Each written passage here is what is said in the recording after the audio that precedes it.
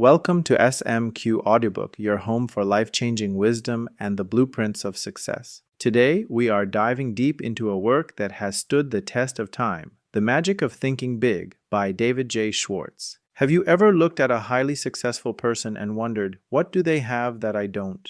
Most people assume it is a superior education, a high IQ, or perhaps they were born into the right family with the right connections. But as Schwartz demonstrates with surgical precision, success is not a result of your external circumstances. It is a result of the size of your thinking. Thinking big is not about daydreaming or wishing for a better life while sitting on the sidelines. It is about the psychological expansion of your own potential. It is about removing the invisible ceilings you have placed over your own head throughout the years. In this audiobook, we will break down the 10 fundamental pillars of the Think Big philosophy. We will explore why your belief acts as a thermostat for your life, how to cure the disease of excuses, and why action is the only true cure for fear. Prepare to shift your perspective. Prepare to demand more from your reality. This is the beginning of your journey into the magic of thinking big. Chapter 1. The Power of Belief and the Mental Thermostat.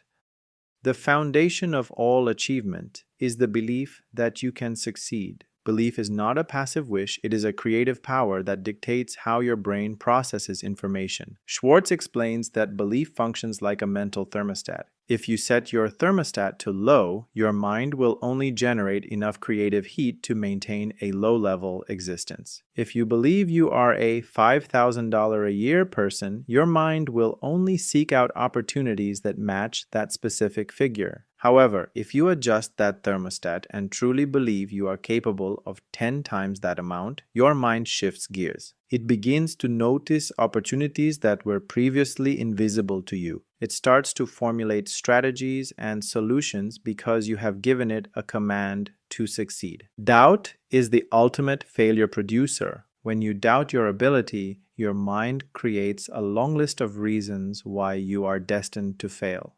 These negative thoughts become a self-fulfilling prophecy. To master your belief, you must follow 3 rules. First, think success. Never think failure. When you face a difficult situation, replace "I'll probably lose" with "I will win." Second, remind yourself regularly that you are better than you think you are. Successful people are not superhuman. They are just ordinary people who developed an extraordinary belief in themselves. Third, believe big. The size of your success is determined by the size of your belief. If you think small goals, you will have small achievements. If you think big goals, you will win big. Chapter 2. The 4 Forms of Excusitis. There is a mental disease that kills more dreams than any other obstacle, and Schwartz calls it Excusitis. Unsuccessful people have a highly developed ability to explain why they aren't where they want to be. There are 4 common forms of this disease, and you must diagnose yourself today. The first is health excusitis. People say, "I'd love to start that business, but my energy is too low." The cure is simple. Refuse to talk about your ailments. The more you talk about a health problem, the worse it seems to get. Be grateful for the health you do have. It is better to wear out than to rust out. The second is intelligence excusitis. This is the belief that you aren't smart enough to compete. Schwartz notes that interest and enthusiasm are far more important than raw intelligence. A person with an IQ of 100 but with a high level of passion will always outproduce a genius who lacks drive. The third is age excusitis. You either think you are too young or too old. The truth is that age is merely a number in your mind. Focus on your productive years ahead, not the years behind. The fourth is luck excusitis. People blame bad luck for their failures and good luck for others' successes.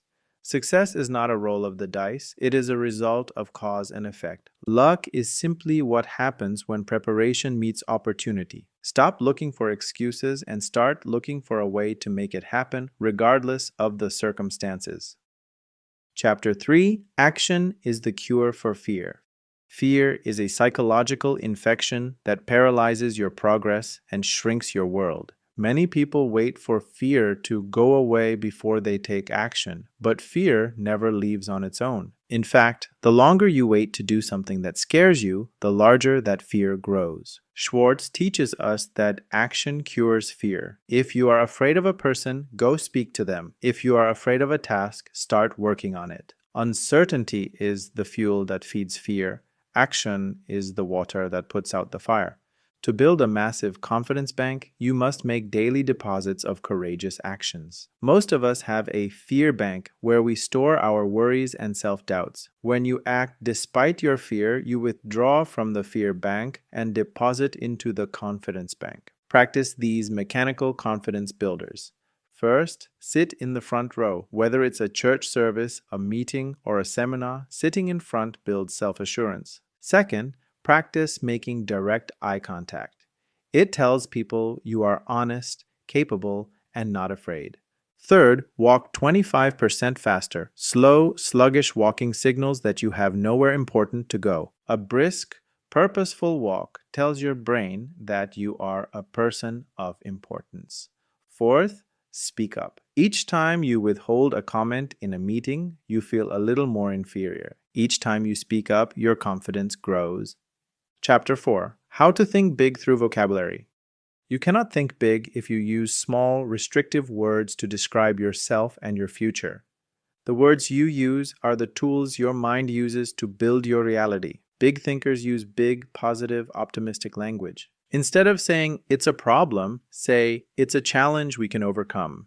Instead of saying, "I've failed," say, "I've learned a valuable lesson that will lead to success." A big thinker looks at a person and sees their potential, not just their current state. They look at a business and see how it can be expanded into something world-class. Schwartz highlights that small-mindedness is focused on the trivialities of the present. Big-mindedness is focused on the possibilities of the future. To master this, you must develop a growth vocabulary. Never use small words to describe your work. If you think of your job as just a paycheck, you will work like a person who only deserves a paycheck. If you think of your work as a mission or a contribution, you will work with the intensity of a leader. Also, practice adding value to everything you touch. Ask yourself, how can I make this better? Or how can I add more value to this person's life? When you look for ways to expand things, your mind automatically shifts into a think big mode. Chapter 5. How to think and dream creatively. Creative thinking is often misunderstood as something only artists or musicians do. In the context of success, creative thinking is simply finding new, better, and more efficient ways to do things. The first requirement for creative thinking is belief. If you believe something is impossible, your mind will go to work proving why it can't be done. But if you believe it is possible, your mind opens up its creative channels and starts looking for a way. To think creatively, you must become a question asker and a listener. Big thinkers know that they cannot learn anything while they are the ones talking. They ask, "Why do we do it this way?" Or, "How can we improve this process?" They listen to the ideas of others, even those who may seem less experienced, because they know a good idea can come from anywhere. Another key to creativity is to associate with people who stretch your mind. If you only hang out with people who think exactly like you, your growth will be stunted. Seek out those who challenge your assumptions and expose you to new perspectives. Finally, practice mental expansion. Read books outside of your field, visit new places, and try new hobbies. The more varied your experiences, the more raw material your mind has to create new solutions. Chapter 6. You are what you think you are. Your internal self-image is the blueprint that your life follows. The world will treat you exactly the way you treat yourself. If you feel inferior, if you feel like you don't belong in the room with successful people, your actions will broadcast that feeling to everyone around you. To be a big thinker, you must carry yourself with the dignity of a person who is destined for greatness. This begins with your physical appearance. Schwartz emphasizes that you should dress for success. This isn't about vanity, it is about the psychological effect that looking your best has on your own confidence. When you look sharp, you think sharp. When you look like a person of importance, you act like a person of importance. Another aspect of this is how you think about your occupation. If you see your work as lowly, you will project an aura of low value. But if you see your work as a vital part of a larger whole, you will project authority. Give yourself a daily pep talk in the mirror. Remind yourself of your goals, your strengths, and the fact that you are a first-class person. Successful people don't wait for the world to tell them they are important. They decide they are important first. When you change your internal self-talk, the world outside begins to change to match it. Chapter 7. Manage your environment. Go first class. Your mind is a product of its environment, much like a plant is a product of the soil it grows in. If you surround yourself with psychological weeds, people who complain, gossip, and think small, your own thinking will become cluttered and restricted. Most people are surrounded by small thinking advisors who will tell you all the reasons why your dreams are unrealistic. You must learn to ignore these voices and carefully curate your inner circle. Schwartz's rule is simple. Go first class. This applies to the people you associate with, the books you read, and the places you spend your time. If you want to be a top-tier performer, you must seek out the advice of those who are already at the top. Never take advice from a person who hasn't achieved what you want to achieve. Small thinkers are often jealous and will try to pull you down to their level of safety. Going first class also means choosing quality over quantity. It is better to have one high-quality mentor than 10 mediocre friends. It is better to have one deep, insightful book than 100 superficial articles. By surrounding yourself with excellence, you make it easier for your mind to think big. Environment is the silent force that either pushes you toward your goals or pulls you away from them. Chapter 8. Make your attitudes your allies. You can have all the talent and knowledge in the world, but if your attitude is negative, you will fail. Schwartz highlights that attitude is more important than aptitude. Your attitude is the spirit with which you approach life, and it is felt by everyone you encounter. There are 3 specific attitudes you must develop to think big. First is the I'm activated attitude, which is another word for enthusiasm. To be enthusiastic, you must act enthusiastically. Dig into your work until you find what makes it interesting. Enthusiasm is the fuel of achievement. It makes the difficult seem easy and the impossible seem possible. Second is the you are important attitude. Successful people make others feel significant. They remember names, they listen intently, and they give credit where it is due. When you treat others as though they are important, they will naturally want to support your goals. Third is the service first attitude. Don't focus on what's in it for me, focus on how can I give more than is expected.